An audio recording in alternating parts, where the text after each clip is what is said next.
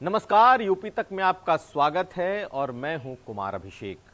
हमारे special interview शख्सियत UP तक में आज हमारे मेहमान हैं स्वतंत्र देव सिंह। स्वतंत्र देव सिंह बीजेपी के प्रदेश अध्यक्ष हैं। आरएसएस से बहुत लंबे समय से जुड़े रहे हैं, संगठन में बड़ा अनुभव है और इस समय उत्तर प्रदेश बीजेपी की कमान इनके साथ है, इनके पास है। लेकिन कई अनछुए पहलू भी हैं। आपको बता दूं कि स्वतंत्र देव सिंह पहले पत्रकार थे। पत्रकारिता से इन्होंने अपना करियर शुरू किया था और बतौर पत्रकार, या फिर जो इनका पहले का नाम था वो जानकर आप थोड़े हैरत में होंगे, कांग्रेस सिंह के नाम से जाने जाते थे। इस वक्त हमारे साथ स्वतंत्र देव सिंह जी हैं। स्वतंत्र देव सिंह जी, यूपी तक में आपका स्वागत है। सबसे पहले कुछ अनछुए पहलू।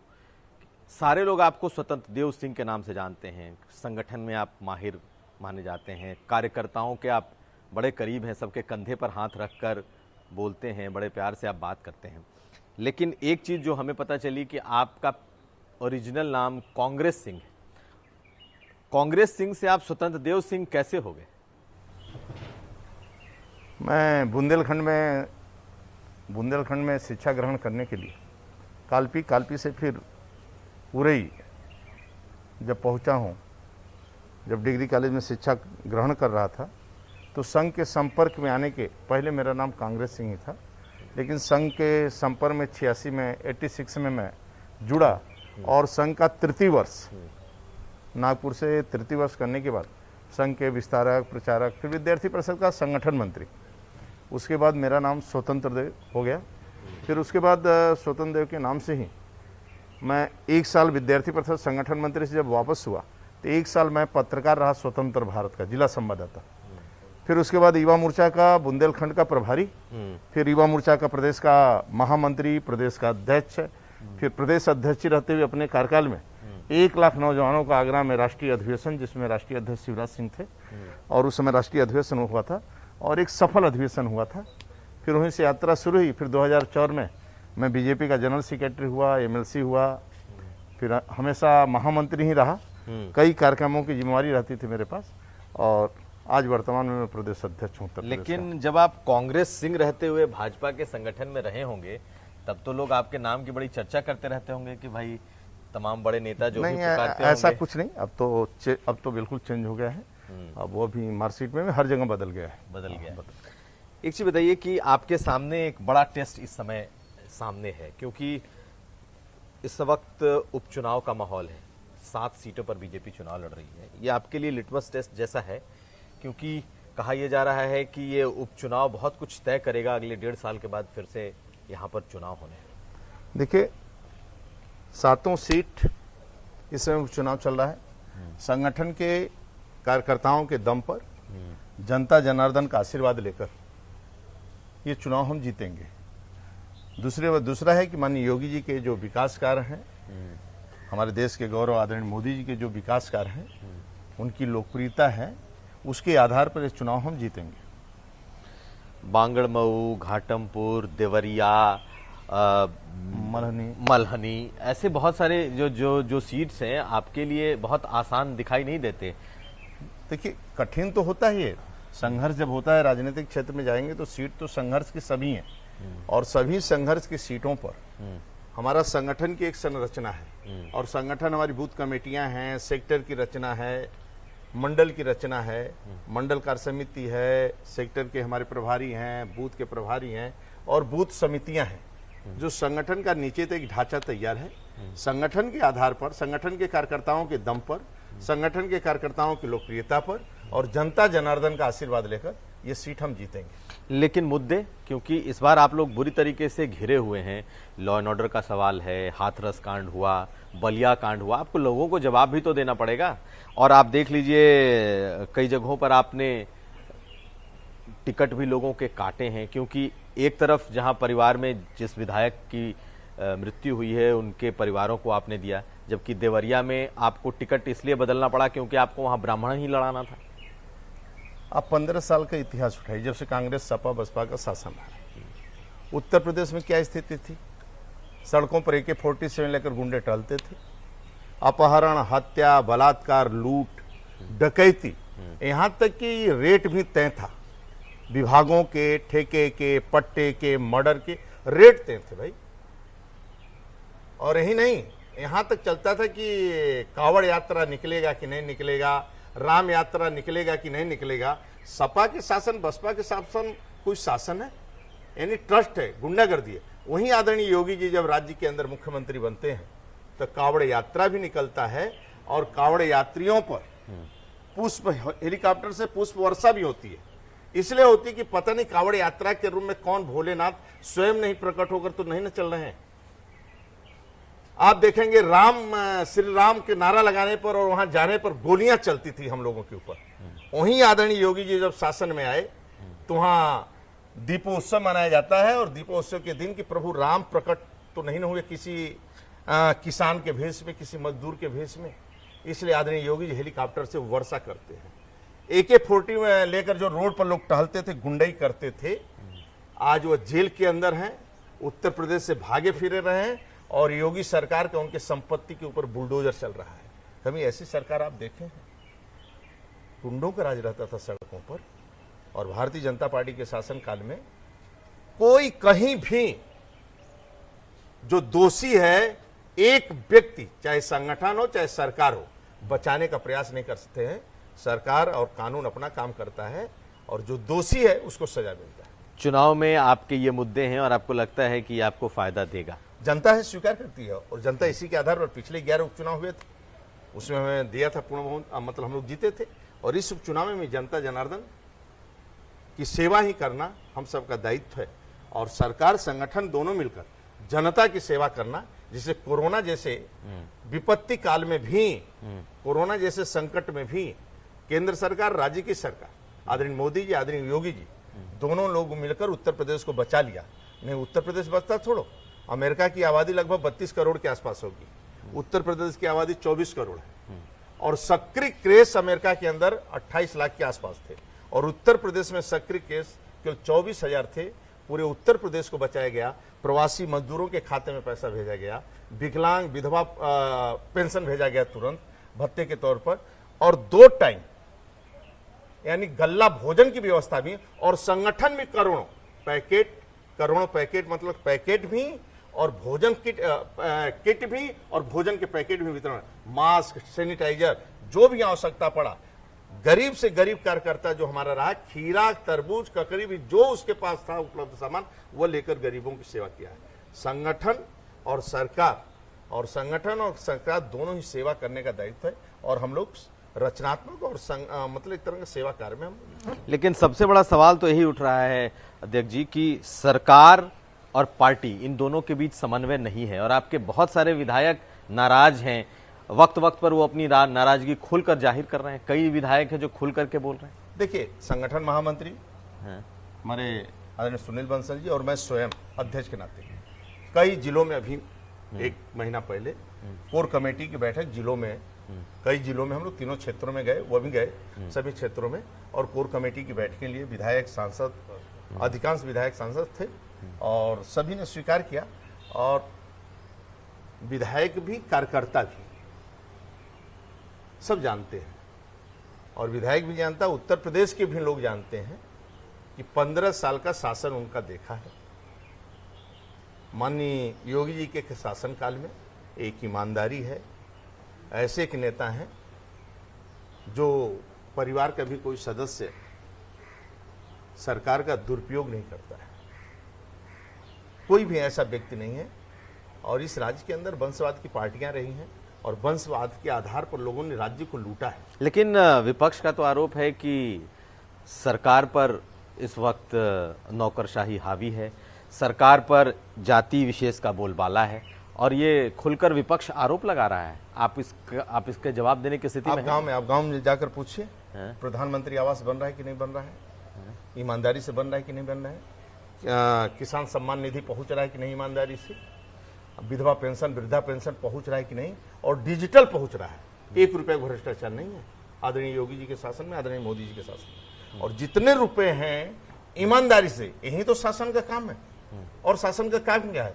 गांव का गरीब किसान खुशहाल हो, उसको तकलीफ कोई ना हो, किसी प्रकार का उसका शोषण ना हो, यानी संपूर्ण सरकार और अधिकारी जो शासन है और संगठन, यही तो गांव के गरीब की सेवा करना है। गांव तो गरीब किसान, संगठन, झुग्गी झोपड़ी का इंसान, आदिवासी, वनवासी, गिरवासी, उनके घर पे 24 घंटा, आज नवरात्र चल रहा है, नवरात्र का पर्व चल रहा है, 24 घंटा लाइट उपलब्ध है। हम लोगों की सरकार आने पर सबका साथ, सबका विकास और सबका विश्वास करते हैं हम लोग। चाहे ईद हो, चाहे दुर्गा पूजा हो, नवरात्र हो, दोनों में हम लोग लाइट देते हैं, व्यवस्थित लाइट देते हैं। ये नहीं कि एक में नहीं देंगे, एक में देंगे, यहाँ नहीं है। इसलिए सपा की, आप तो सपा की बात मत करिए, सपा का आप सोच लीजिए, स्टार प्रचारकों की सूची देख लीजिए। आजम खान जेल में बंद है, फिर भी स्टार प्रचारक की सूची में नाम है। जो अपराधी है वही स्वयं सूची में नाम है। तो उनकी मानसिकता इसी से उजागर होता है। समाजवादी पार्टी तो कहती है कि आप लोग उनके खिलाफ बेवजह जबरदस्ती पड़े हुए हैं। जाकर रामपुर में पूछिए आप, रामपुर में कितना अत्याचार, एक आदमी सर उठा नहीं सकता है, एक गरीब आदमी उठ नहीं सकता है। संपूर्ण अधिकारी उनके इशारे पर नाचते थे, जिसका मन उसका कब्जा कर लेना, जिसका मन उसका लूट लेना वहां पर। एक चीज बताइए, अब एक चीज बताइए कि सरकार और पार्टी का जो समन्वय है वो परफेक्ट है। आपको लगता नहीं कि इसमें कहीं कोई से दूर दूर तक नहीं भाई, कोई काम नहीं है। भारतीय जनता पार्टी का संगठन, संपूर्ण संगठन सरकार का मदद करने के लिए और गरीबों की सेवा के लिए। विधायक सारे खुश हैं, हमारे सभी विधायक खुश हैं। और कोई घटनाएं कुछ होती है, मान लीजिए कोई आपत्तियां किसी की तरफ से आ जाती है, मान लो मीडिया या किसी के माध्यम से, तो ऐसे लोगों से बातचीत भी होती है, पूछताछ भी होती है। अभी 2 घटनाएं बड़ी हुई, एक हाथरस की घटना हुई, दूसरी बलिया की घटना हुई। हाथरस की जो घटना हुई हाथरस की जो घटना हुई उसमें देखा किस तरीके से बहुत सारे सवाल उठे और बकायदा सरकार को उसको सीबीआई तक को सौंपना पड़ा।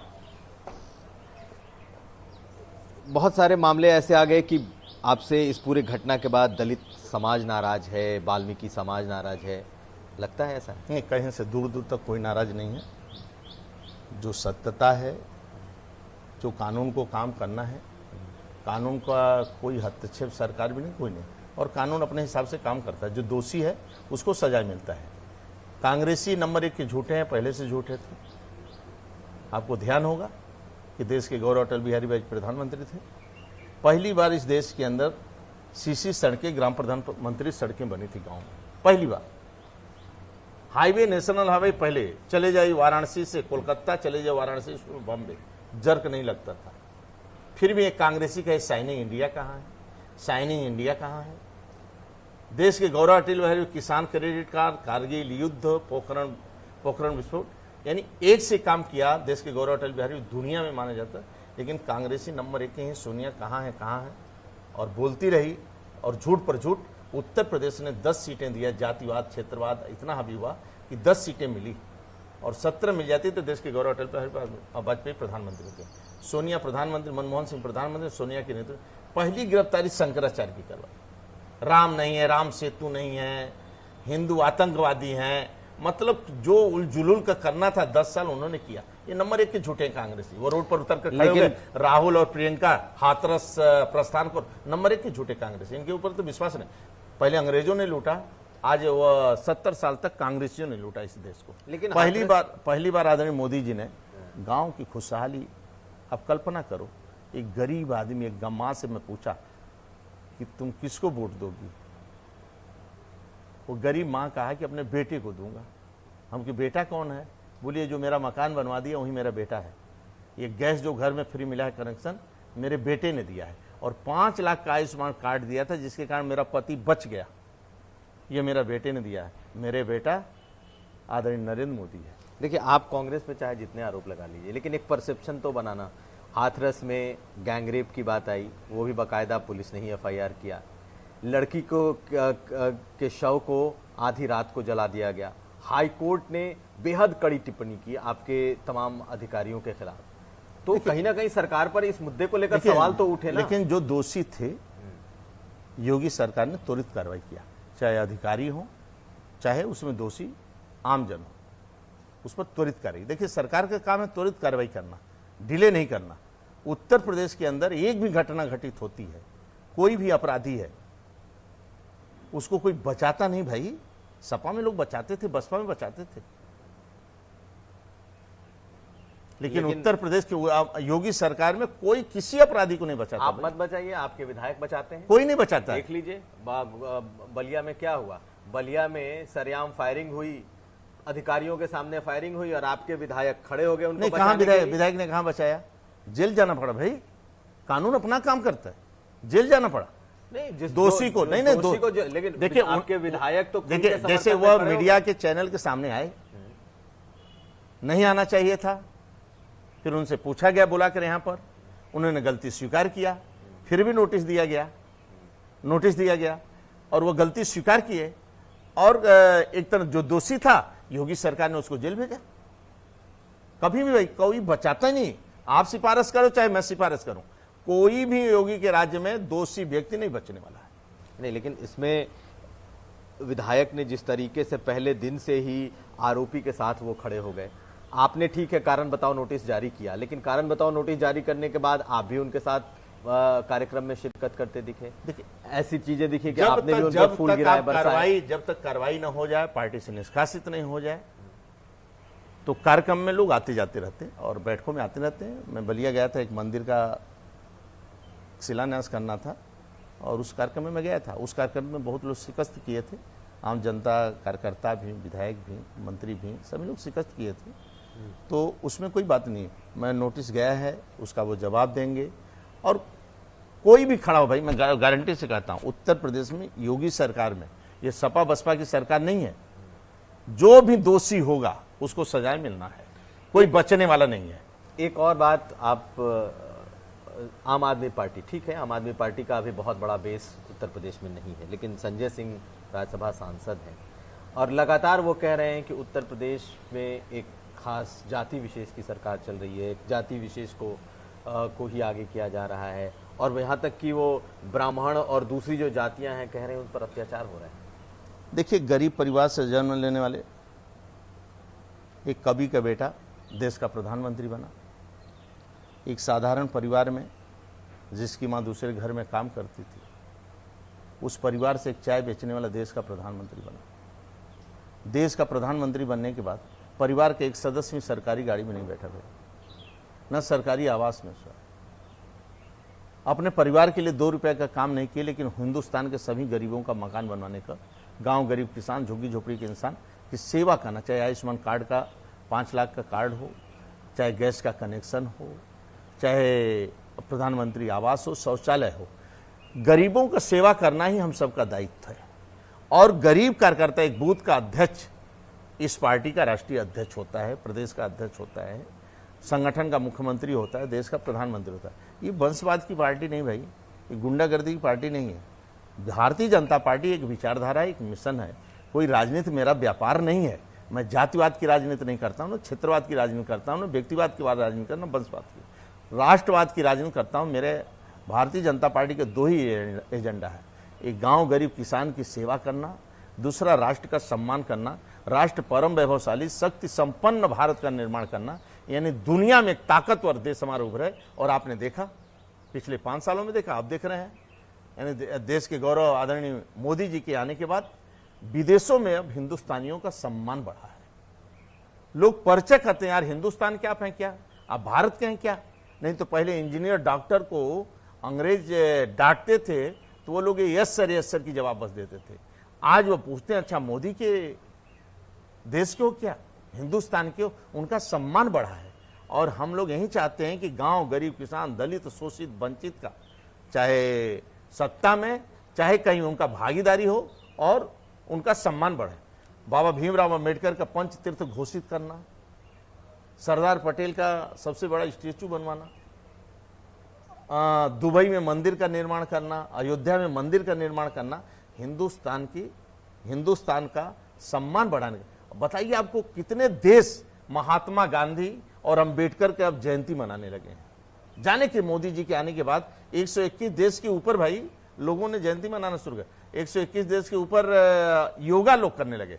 देश का सम्मान बढ़ाना, गरीब का सम्मान बढ़ाना, यही भारतीय जनता पार्टी का लक्ष्य ध्येय।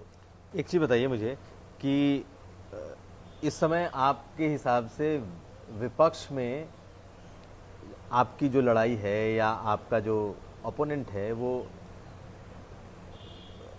मुख्य लड़ाई आप किससे समझते हैं? समाजवादी पार्टी आपके उसमें है, या फिर जिस तरीके से प्रियंका गांधी रोज बरोज उत्तर प्रदेश में धीरे धीरे अपनी पार्टी के संगठन को मजबूत कर रही हैं, खड़ा कर रही हैं, कांग्रेस भी आप लोगों के से खतरा है आपको कांग्रेस से? अभिषेक भाई, आप बड़े पत्रकार हैं, योग्य हैं, ईमानदार हैं और अच्छे पत्रकार हैं। आप अच्छी तरह जानते हैं कि कोरोना में एक दिन सपा बसपा उतरा गरीबों का सेवा करने के लिए, प्रवासी मजदूरों के लिए एक उतरे। ये लोग तो मानकर चल रहे हैं कि हमारा दाज कहाँ हो सकता है बीजेपी से, वो लोग तो मानकर चल रहे हैं। लेकिन हम लोगों का दायित्व गरीबों का सेवा करना, गरीबों की खुशहाली के लिए संघर्ष करना। और कौन पार्टी आपको लगता है कि आपके लिए खतरा बन सकती है? भारतीय जनता पार्टी के जीवन का एक ही लक्ष्य है कि सभी को पक्का मकान हो जाए और सभी के घर में स्वच्छ पानी टोटी पहुंच जाए, उनके घर में 24 घंटा बिजली मिले और उनको शौचालय मिले, माताएं बाहर न जाएं, न पानी लेने जाएं, न शौच के लिए जाएं, घर में सब सुविधा उनको प्राप्त हो और कोई भी न उनको छेड़े, न अपराध हो और खुशहाली का जीवन व्यतीत करें। यही योगी सरकार का लक्ष्य है, यही संगठन का लक्ष्य है। और हम लोग सपा बसपा आकर क्या करेंगे? क्यों इनसे टक्कर आना चाहिए? ये तो 15 साल तक इस राज्य को लूटा है, ठीक ढंग से लूटा है, एक खानदान ने लूटा है पूरा इस राज्य को। नहीं तो आपको प्रियंका गांधी के सक्रियता से आपको लगता नहीं है कि कांग्रेस भी इस अब लोग भूल गए, अब उस रही परिवार को भूल गए लोग। आदरणीय मोदी जी के आने के बाद उस परिवार को धीरे धीरे लोग भूल गए हैं। अभी वो भी जमीन पर उतर नहीं पा रहे हैं, अभी जिस प्रकार उतरना चाहिए अभी जमीन को नहीं समझ पा रहे हैं, ना उतर पा रहे हैं। केवल आक्रमण करना, झूठ बोलना, झूठ पर झूठ बोलना, बीजेपी पर आरोप लगाना, मनगढ़ंत आरोप लगाना। भाई दिल से देखो। और राजनीतिक पार्टियों से मैं आग्रह करूंगा, थोड़ा पार्टी से ऊपर उठकर सोचना चाहिए कभी कभी। हमेशा पार्टी के ही अंदर मत घुसो, पार्टी के ऊपर भी उठकर, पार्टी से व्यक्ति से ऊपर पार्टी होता है, परिवार से ऊपर देश होता है। जब देश का संकट आता है तो सभी को एक साथ खड़ा होना चाहिए। तो एक बार साथ में खड़ा होकर सभी को मदद करना चाहिए। और आपको मैं बहुत धन्यवाद देता हूँ। सर, एक दो सवाल अभी आपसे और हैं। हम लौट रहे हैं अपने पुराने सवाल पर कि इस उपचुनाव में आप क्या देख रहे हैं, आप कितनी सीटें जीतने जा रहे हैं? देखिए, 7 सीटों पर जैसे चुनाव है। समीकरण के हिसाब से जिसमें 6 सीटें हमारी थी, 1 सीट सपा की थी, समीकरण के हिसाब से। और अभी जो 7 सीटों पर हम सभी दौड़ा करके आ चुके हैं। जिस प्रकार हमें उत्साह कार्यकर्ताओं के अंदर दिख रहा है उपचुनाव में, और इसी तरह बना रहा उत्साह वोटिंग तक, तो मैं सभी की सभी सीटें जीत जाऊंगा। मतलब क्योंकि कार्यकर्ता, क्योंकि जनता के आशीर्वाद नहीं, 7 की 7 जीत जाऊंगा। और यदि इसी तरह जिस प्रकार कल मल्हनी से भी आया, जिस प्रकार कार्यकर्ता उत्साहित है और कार्यकर्ता परिश्रम की पराकाष्ठा कर रहे हैं, और कार्यकर्ता, जिस पार्टी के कार्यकर्ता परिश्रम से परिश्रम करेगा, वह लक्ष्य नजदीक होता है और जीत सुनिश्चित होती है। जरा मेरा अनुभव है, मैं देखा मीटिंगों में उनके चेहरे का अभाव, उनकी खुशियां, चेहरे की मुस्कुराहट, जनता जनार्दन की मुस्कुराहट, तो वो मन बनाए हैं कि हमें भारतीय जनता पार्टी को वोट देना है और भारतीय जनता पार्टी को जितवाना है। क्योंकि यही हम लोगों की सेवा कर सकते हैं और यही गुंडागर्दी से मुक्त कर सकते हैं, या भय से मुक्त कर सकते हैं, गुंडागर्दी से मुक्त कर सकते हैं। सुशासन का शासन होगा। ये जो उपचुनाव है, इसे सेमीफाइनल कहा जा रहा है और अब 1.5 साल से कम बचे हैं। सेमीफाइनल तो नहीं माना जाए, मतलब एक तरह का चुनाव है। सभी चुनाव महत्वपूर्ण है। इसके पहले 11 उपचुनाव थे, ये चुनाव है, अब स्नातक शिक्षक का चुनाव है, फिर पंचायत का चुनाव है। यानी विधानसभा चुनाव के पहले उत्तर प्रदेश में कई चुनाव हैं, मतलब कई चुनाव हैं। और भारतीय जनता पार्टी ने सभी चुनाव पूर्ण तैयारी कर चुकी है। उसकी स्नातक की टीम अलग है, शिक्षक की टीम अलग है, लड़ाने वाले लोगों की टीम अलग है, विधानसभा के लड़ाने वाले अलग हैं, पंचायत के चुनाव लड़ाने वाले अलग हैं, और राज्यसभा के चुनाव, क्योंकि सब 10 सीटों पर राज्यसभा के चुनाव। राज्यसभा यहाँ से सूची जा चुकी है, अब देखिए आ जाएगा, नामांकन हो कहा जा रहा है कि 10 में 8 सीटें आप जीत रहे हैं, एक सपा का तय है और 1 सीट पर चुनाव होंगे। ये तो पार्टी तय करती है, ये अंदरूनी मामला है, सब ऊपर तय करते हैं। जैसा तय हो जाएगा उसके बाद बताएंगे।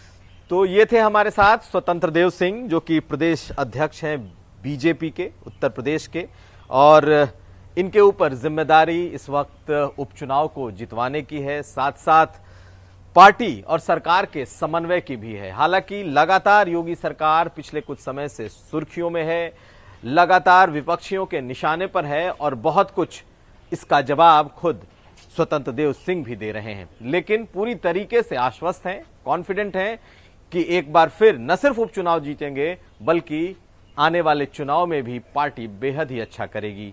और ये सब कुछ इनकी सुशासन और खासकर योगी सरकार के जो कामकाज हैं और मोदी सरकार की जो नीतियां हैं उसके भरोसे हो रहा है। तो हमारे साथ आज की इस शख्सियत यूपी तक में थे स्वतंत्र देव सिंह। हम फिर हाजिर होंगे अगले हफ्ते किसी नई शख्सियत के साथ। आप देखते रहिए यूपी तक।